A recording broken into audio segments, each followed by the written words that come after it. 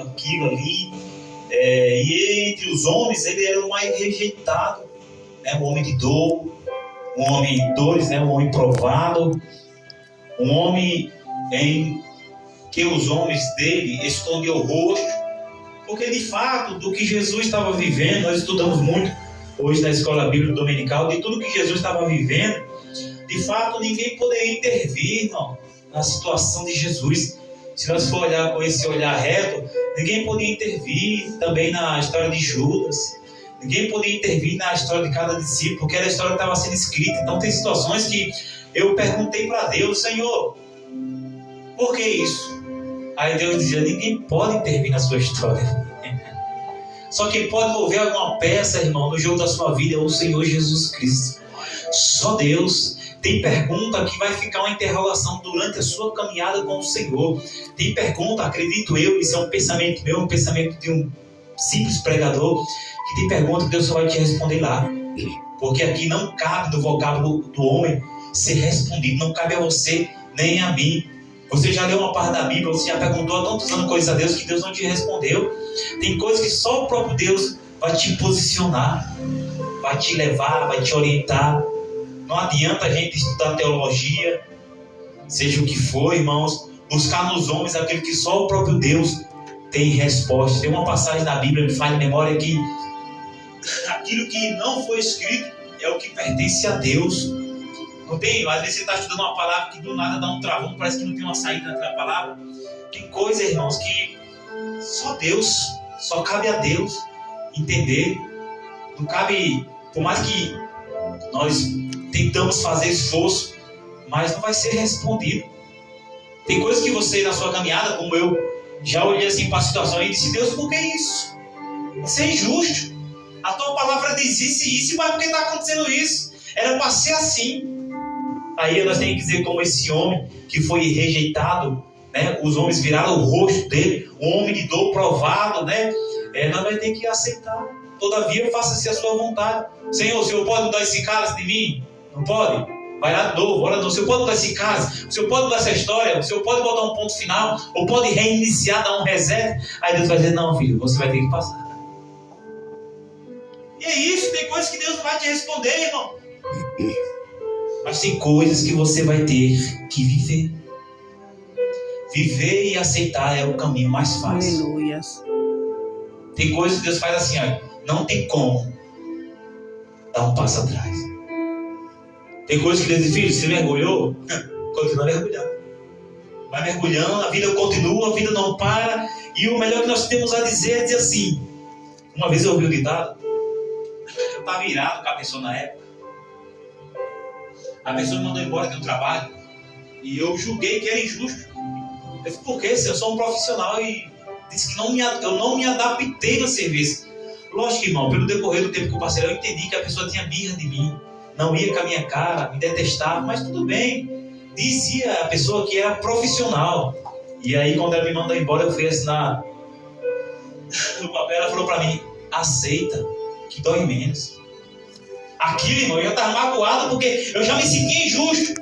E isso, ouvir da boca de pessoas que servem a Deus, mandar um servo de Deus embora e mandar aceitar que dói menos. Naquele momento, a minha vontade era falar um monte para aquela mulher. Porque não tinha lógica dentro do que ela estava fazendo. Aí ela falou para mim: aceita que dói menos. No momento eu fiquei irado, depois eu fui para casa, fiquei pensando, refletindo: é verdade, Jesus. É melhor eu aceitar. Tem coisas, irmãos, que você vai ter que aceitar. Você não vai concordar, mas você vai ter que aceitar. Eu não concordei com aquilo, mas eu tive que aceitar. Não era o natural, não era normal aquela situação. Porque um açougueiro não se adaptou em um açougue. Mas uma pessoa que não sabia nem como pegar a faca se adaptou. Era pessoal ou não era? É como você é um mecânico. Manda você embora porque você não se adaptou. Mas um cara que não sabe nem o que é um óleo para colocar na moto, ele passou da experiência, você não passou. Aí eu entendi que o problema era pessoal. Eu não aceitei aquela situação, mas me conformei. Tem coisas que sem concordar, você vai ter que aceitar. Talvez não hoje. Talvez você seja muito novo na fé para entender isso agora. Mas vai ter um dia que você vai se lembrar desse dia ou dessa noite. Vai dizer a verdade. Hoje eu estou aceitando sem concordar. E aí tem inúmeras coisas que você pode refletir. Eu não aceitei eu levar minha mãe com 55 anos. Eu não me conformei. Eu digo assim, mas eu aceitei. Eu podia fazer o quê? Se escolheu fumar, pegou um problema no coração, arrancou a veia, 4 horas de cirurgia, botou veia das pernas aqui dentro, faleceu, morreu, deu hemorragia. Eu não aceitei, mas me conformei. Eu não consigo mudar o ciclo da vida que só pertence a Deus. Tem coisas que é só Deus. Eu não sei porque eu estava dando esse sermão e parece que está sendo um sermão deprimente, né? Um sermão meio sofrido. Não sei o que vai acontecer por esses dias, mas tem coisas que, por exemplo, uma mãe não aceita ninguém ter a vida do filho dela. Né, irmã Ivete? A irmã Ivete passou por isso. O filho pode ser o cão, pode ser o diabo a quatro, como diz na Bahia, mas sua mãe nunca aceita. Ela se conforma, porque não pode fazer nada. Mas eu tenho certeza, se ela pudesse, ela fazia justiça pelo filho dela. Mas ela não pode. Tem coisas que Deus não vai nem explicar. Você vai ter que aguentar o processo. E muitas das vezes aguentar calado, sem dizer nada para ninguém. Eu sei que essa palavra não vai voltar vazia. Mas Deus está dizendo, prepara o coraçãozinho, filho. Que nessa sua história, onde eu estou te levantando, vai ter muito poço, vai ter muita perseguição, vai ter muita luta e você vai ter que suportar, se você quiser viver o processo que eu tenho para a tua vida. Tem coisas que a gente não vai aceitar, mas vai se conformar. Senhor, eu não aceito isso, Pai. O Senhor está vendo, mas você vai fazer o quê? A gente costuma dizer assim, Deus está vendo. É verdade, irmão. E Deus está assim. Filho, estou vendo. Mas infelizmente você vai ter que passar por isso. Você vai ter que viver isso. Era Jesus dizendo no Salmo 22, Deus meu, por que me desamparaste? Por que te alongas de mim? Por que não escuta o meu clamor? Getsemane, madrugada fria, suou gota de sangue, a pressão psicológica, sofrimento, o abandono, a solidão. Passa de mim esse cálice. Talvez, Pai, o senhor tem outro jeitinho não? Dá um jeitinho aí, me arrebata e diz que eu morri, sei lá. Isso aqui é a minha mente tentando achar uma saída diante daquele que não tinha saída. Porque a gente, quando nós vamos em um labirinto que não tem saída, a gente não tenta arrumar uma saída de toda forma. Aí a minha mente tentando achar uma saída para Jesus. Pai, passa de mim, Pai. Tem um jeitinho aí, Pai. Como é que a gente vai fazer? Sei lá. Faz uma mágica aí. Pai, se não for eu for, faça a sua vontade. Pai, eu sei que vai doer. Os homens aí fora estão com chicote, são cruel. Eu vejo o futuro. Eu sou Deus. Eu estou aqui encarnado, o verbo vivo, mas eu sei o amanhã. Eu sei que vai doer. Os cravos na mão, nos pés, vai me ferir, eu vou chorar, eu vou suar gota de sangue, vão falar mal de mim, vão cuspir na minha cara, como foi falado na escola bíblica, deram vinagre no lugar de água. Eu sei que vai doer, mas já que o Senhor não pode passar de mim, seja feita a sua vontade. Todavia, seja feita a tua vontade. Era Jesus dizendo, enquanto eu estiver aqui, cumpra-se a tua palavra na minha vida. Está preparado para Deus cumprir a palavra dele na tua vida? Você não vai ter medo da chicotada, do carrasco, com o coração cheio de ódio? Você está preparado para Deus cumprir a palavra dele na tua vida? Você vai suportar os espinhos na mão? Você vai suportar os cravos? Você vai suportar me fale o nome da polegada, mas era mais ou menos uns 20 centímetros. Você vai aguentar, irmão, aquele prego passar na sua mão e depois colocar um pé em cima do outro e alguém passar dentro dos dois? Você está preparado mesmo?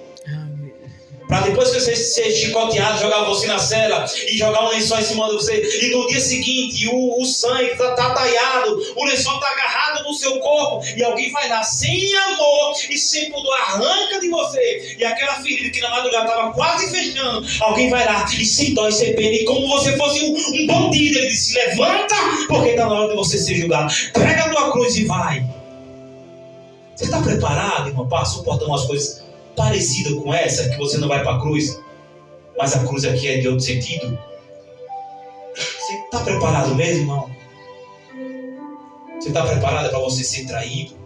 Você está preparado para se levantar pessoas no dia de você ser ungido? E se juntar pessoas e vir falar de você a ponto de dizer, olha, não unge ele não está preparado para ser pastor. Aí alguém que vai te ungir, aleluia, serve alguém que é maior do que alguém que vai falar de você e diz, não sei o seu pensamento, não sei o que está acontecendo, mas Deus falou comigo que eu tenho que ungir ele. Foi isso que aconteceu comigo, irmão. As pessoas se colocam como juiz, mas eu sei que eu tenho uma cruz para enfrentar, eu sei que eu tenho um calvário para ir, eu sei que eu tenho um caminho para trilhar. E quando você abre o seu coração para Deus de verdade, pode se libertar 11 mil demônios contra você. 1000 cairão ao teu lado, 10.000 à sua direita, mas o seu, oh glória, mas você não será atingido, porque quem te chamou foi Deus. Você está preparado, irmão, para você fazer o bem? As pessoas falam mal de você, dizer que você não vale nada, ainda você sai como o pior da história. Você está preparado para alguém falar mal de você e dizer é isso e aquilo, quando você sabe que você abriu a porta da sua casa, colocou ela dentro da sua casa e depois sair da sua casa, chutar o pau da barraca e dizer que você não presta? Você está preparado? Você deseja mesmo o episcopado? Você deseja mesmo se envolver? É isso que eu quero? Ou um pouquinho que está se levantando acabou com você? Você nem começou a andar na via dolorosa, não deram nenhuma chicotada em você ainda, e você já pensa, você já duvida. Está se preparado, irmão, de verdade?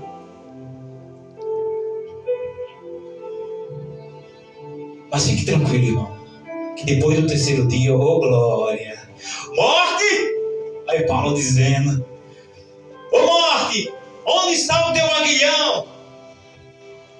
Ô morte, onde está a tua vitória? Era Jesus dizendo, você é fraca demais para mim, morte. Você não tem poder sobre mim. Não foi a morte que matou Jesus, foi ele que disse, em tuas mãos, Pai, eu entrego o meu espírito. E ele baixou a cabeça e ouve, a terra estremeceu, o céu escureceu, aleluia. E a Bíblia diz que Deus deu as costas para o seu filho. Dá para entender? Você consegue entender? Senhor, eu não aceito isso, mas eu me conformo.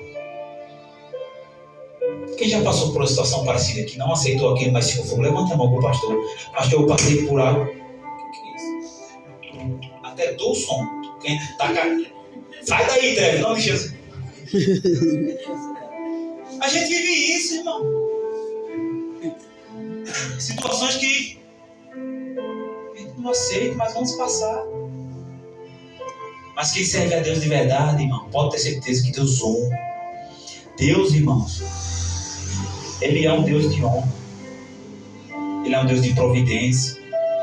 E a Bíblia diz que Deus ele não deixa os seus servos enganados. Deus ele mostra tudo. Já pensou você no coral? Sábado que vem? Assim, ó, cantando com os irmãos.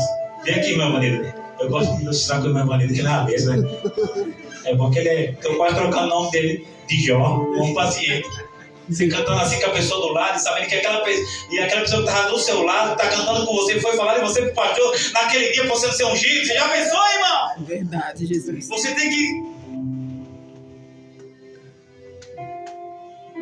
Obrigado. Você já pensou nisso, irmão? Verdade. A que nível você consegue suportar? É por isso que a Bíblia diz, não julgue o servo alheio, porque o servo não está para servir você. Tudo bem, temos que servir uns aos outros, mas não nesse sentido. Não julgue o servo alheio, não julgue ele, não julgue ela, porque ele é servo do Deus Altíssimo, não é seu servo. Ele não adora você, ela não adora ele, nós adoramos a ele. Você entende, irmãos? É isso que eu estou falando. É fácil se arrumar vir no culto bonitinho, mas quando queremos o propósito, quando queremos o propósito, quando queremos o milagre e a resposta, vai ter um caminho. E o interessante é que ninguém sabe o caminho. Como será o caminho? De que forma a sua história vai desenrolar? Eu pensei que eu ia morrer cedo. Eu pensei que eu ia chegar onde eu cheguei hoje. E a gente vai se arrastando, sobrevivendo. Porque tem pessoas que não estão vivendo. Viver é diferente de sobreviver. Viver é ter uma vida regalada. Sobreviver é dia após dia. Servir a Jesus é sobreviver em um mundo corrupto, sujo, onde você tem que lutar para ser luz. Teve dias, irmãos, que eu me senti que eu estava sobrevivendo. Mas fique tranquilo, ele disse que eu estarei convosco todos os dias até a consumação dos séculos. Amém até aqui, irmãos? Daqui a pouco, irmãos,